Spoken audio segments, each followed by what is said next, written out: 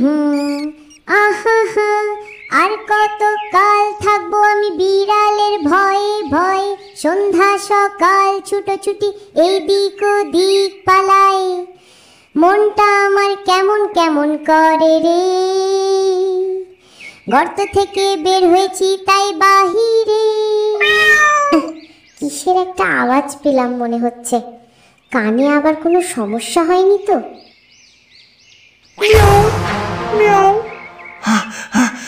তুই ঠিকই শুনছুস, অনেক দিন ধইরা ইঁদুরের মাংস খাই না, আজ তোরে পাইছি, কিছুতে ছাড়ুম না তোরে। মিয়াও। ওরে বাবা রে, বাঁচাও বাঁচাও, কে কোথায় আছো? বিড়াল হারামজাদা আমায় খেয়ে ফেলবে।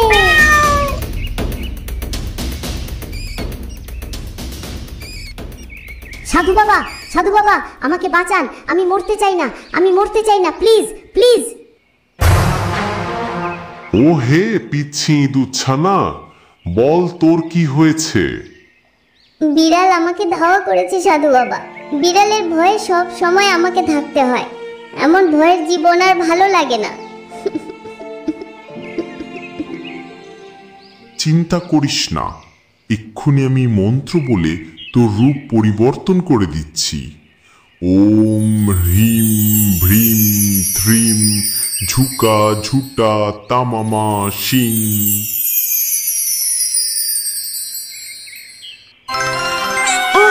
এই কি হলো, আজব ঘটনা, আমাকে বিড়াল বানাই দিলেন। অনেক অনেক ধন্যবাদ সাধু বাবা, আজ থেকে আর আমাকে বিড়ালের ভয় থাকতে হবে না।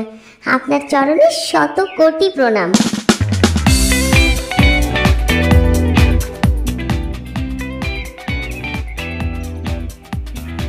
মিউ মিউ, আহা কি মজা কি মজা, আজকে আমার বড়ই সুখের দিন।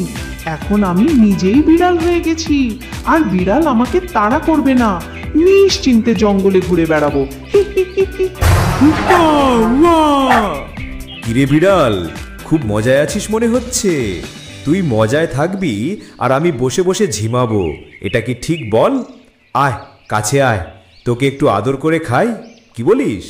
হুক্কা হুয়া।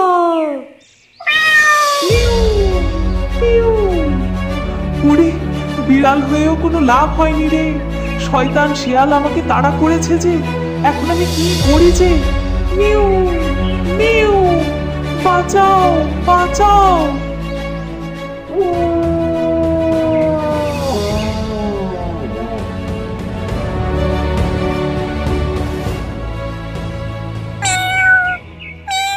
ওরে ইঁদুর বিড়াল, মিউ মিউ করছিস কেন? আবার কে তাড়া করেছে বল? সাধু বাবা, দুঃখের কথা কি আর বলবো, ভেবেছিলাম এখন থেকে আর কোনো বিপদ হবে না, স্বাধীনভাবে জঙ্গলে চলাফেরা করতে পারবো, কিন্তু একটি শয়তান শিয়াল আমাকে তাড়া করেছে, বলছে আমাকে ধরে খাবে। এখন আমি কি করব সাধু বাবা?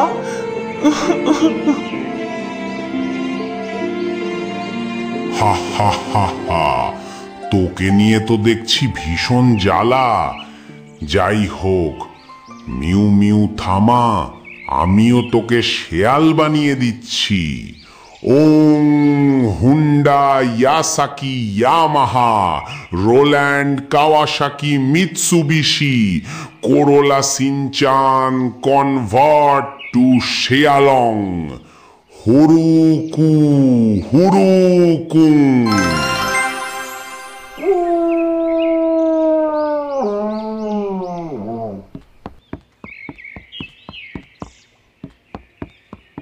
হুক্কা হুয়া, আমি এখন শেয়াল, আর শেয়াল মানেই বুদ্ধিমান পণ্ডিত।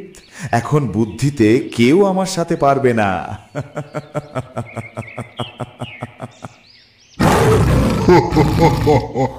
ওরে শিয়াল, নিজেকে খুব চালাক ভাবছিস? ওরে পালাবি কোথায় বোকা শিয়াল? তুই কি জানিস না যে বাঘের সাথে কেউ পাঙ্গা নিতে পারে না? ভালো ভালো আমার কাছে আত্মসমর্পণ কর, না হলে তোর মৃত্যু হবে খুবই ভয়ঙ্কর ভাবে।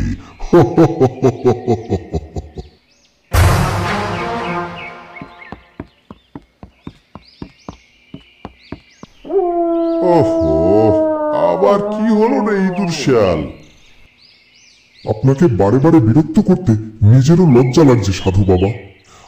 তবুও বলছি, এখন একটি বাঘ আমাকে ধাওয়া করেছিল সাধু বাবা। আমি কোনো রকমে প্রাণ নিয়ে দৌড়ে এসেছি।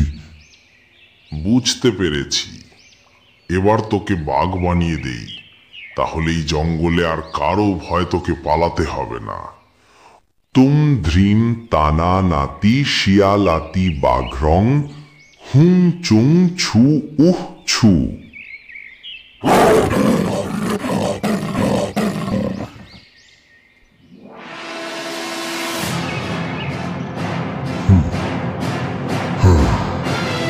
এখন আমি বাঘ, আর কারো সাধ্য নেই আমাকে ধাওয়া করে, বরং আমাকে দেখে ভয়ে সবাই কাঁপতে থাকবে।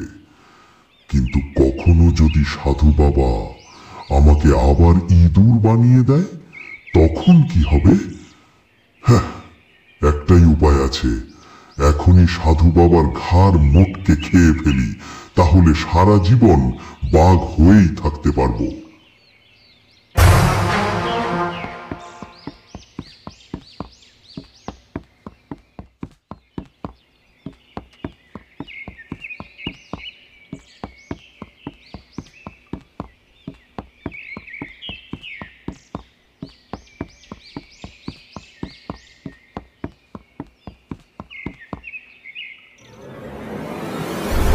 কি ব্যাপার সাধু বাবা, আপনি এখনো জেগে ধ্যানে বসেন নিজে?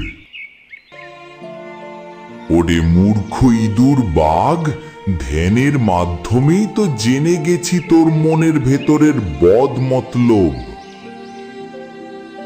সব যখন জেনেই গেছেন, তাহলে তো আর দেরি করা ঠিক হবে না। ওরে অকৃতজ্ঞ ইঁদুর, আমি তোকে বাঘ বানিয়েছি আর এখন আমাকেই খেতে চাস? ছু ইঁদুর! এই কি করলেন সাধু বাবা? আমাকে আবার ইঁদুর বানিয়ে দিলেন। আমার ভুল হয়ে গেছে সাধু বাবা, আমাকে ক্ষমা করে দিন। তোর মতো অকৃতজ্ঞদের কোথায়ও ঠাঁই নেই, দূর হয়ে যায় এখান থেকে, তা না হলে আমি তোকে ধ্বংস করে দিব। ওরে, কি ভুলটাই না করলাম আমি। এখন আমার কি হবে রে? বিড়ালের পেটেই মনে হয় আমার শেষ আশ্রয়।